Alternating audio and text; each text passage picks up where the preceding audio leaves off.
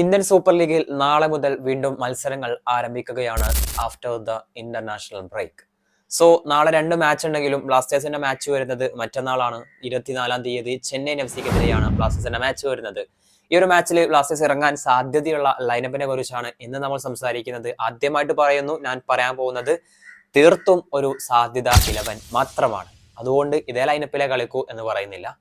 Anyway, goal പോസ്റ്റിൽ സച്ചിൻ സുരേഷ് ഉണ്ടാവാനുള്ള സാധ്യതയാണ് കാണുന്നത്. കേരള ബ്ലാസ്റ്റേഴ്സ് ഏറ്റവും ലേറ്റസ്റ്റ് ആയിട്ട് അപ്ലോഡ് ചെയ്ത ട്രെയിനിങ് വീഡിയോയിലൊക്കെ സച്ചിൻ സുരേഷിന്റെ സേവനം കാണാം. അതുകൊണ്ട് തന്നെ താരം പരിക്ക് മാറി തിരിച്ചെത്തി എന്ന് പ്രതീക്ഷിക്കാം. അതുകൊണ്ട് ആ ഗോൾ പോസ്റ്റിൽ സച്ചിൻ സുരേഷിനാണ് നമ്മൾ ഇത്തവണ സാധ്യത കാണുന്നത്. അതുപോലെ ഡിഫൻസിലേക്ക് വരുന്ന സമയത്ത് സെന്റർ ബാക്കുകളായിട്ട് പ്രീതം കോട്ടാലും ഒപ്പം വിദേശ താരമായിട്ടുള്ള കൗഫും ഇടപെടിക്കാനുള്ള ഒരു സാധ്യത കാണുന്നു. റൈറ്റ് ബാക്ക് ആയിട്ട് സന്ദീപ് സിംഗും ലെഫ്റ്റ് ബാക്ക് ആയിട്ട് ഓച്ച തന്നെ കളിക്കാനുള്ള സാധ്യതയാണ് കാണുന്നത്.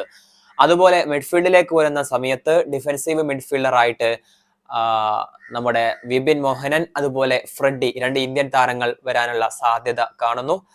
ഇനി സെന്റർ മിഡ്ഫീൽഡിലേക്ക് വരുന്ന സമയത്ത് എഡ്രിയാൻ ലൂണ അവിടെ കളിക്കാനുള്ള സാധ്യതയാണ് കാണുന്നത്. അതുപോലെ റൈറ്റ് വിംഗർ ആയിട്ട് രാഹുൽ KP അല്ലെങ്കിൽ കൊറോസിംഗ്. ഞാൻ കഴിഞ്ഞ മാച്ചിൽ കൂടുതൽ നല്ല പ്രകടനം അല്ലെങ്കിൽ കൊറോസിംഗ് ഫസ്റ്റ് 11 ആദ്യമായിട്ടാണ് കഴിഞ്ഞ മാച്ചിൽ കേരള ബ്ലാസ്റ്റേഴ്സിന്റെ സീനിയർ ടീമിൽ ഇടം പിടിക്കുന്നത്.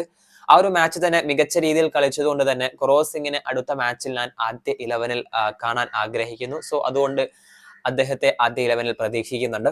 അതുപോലെ തന്നെ ലെഫ്റ്റ് വിംഗർ ആയിട്ട് നോഹ സൊദോയ് കളിക്കാനുള്ള സാധ്യത കാണുന്നു. അതുപോലെ സ്ട്രൈക്കറായിട്ട് ജീവനസും കളിക്കാനുള്ള സാധ്യതയാണ് കാണുന്നത്. സോ ഇതൊരു തീർത്തും സാധ്യത 11 ആണെന്ന് മനസ്സിലാക്കുക. Okay, by.